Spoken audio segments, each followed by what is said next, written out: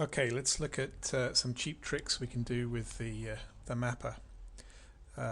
Here's the part 8 space, and we're going to see how the combination of mapping and the Superstack can be combined together. So in this space, what I have is two endpoints. I've got a mapper, that's one endpoint, and I have our old friend active column 1 accessor implemented as another endpoint. And if we go and look at the diagram for part 8, then what we'll see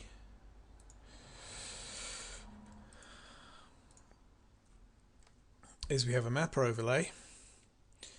It points to its overlaid space, cunningly called empty inner space, and we have accessor 1 living at the same level in the same space, part 8 space, as the mapper. What's this empty space all about? Well, we need to look at the configuration of the mapper, and what we see here is here's the empty space, nothing in it at all. So it's a completely there's no endpoints whatsoever in this space. It's purely a resolution address space, and we'll never resolve anything because there's nothing there to resolve. But the mapper configuration is defining a logical endpoint, and the logical endpoint has the same identity as we saw in the previous example. So it implements the resource alias :active 1.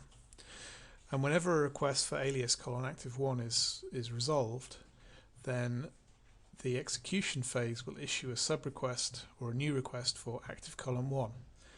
So let's have a look at what happens with this arrangement.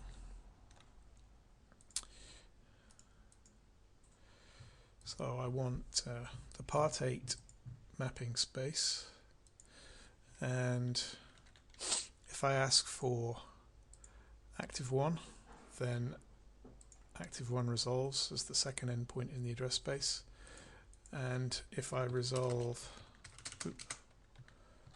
alias active 1, then just as before it resolves to the mapper overlay.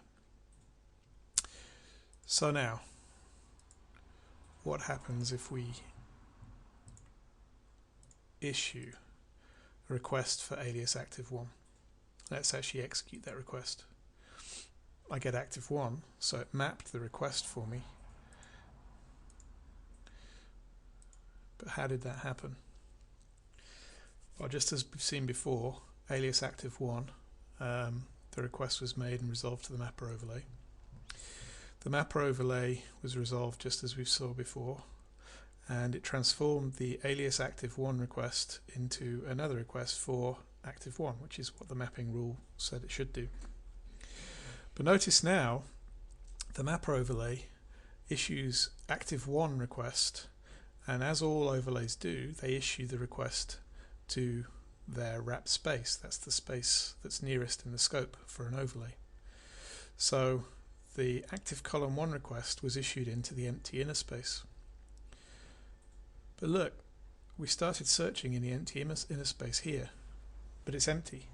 So immediately the resolution popped the scope and said, well, there's nothing to look for in that space. I'm going to look for the space that's nearest to me in the scope.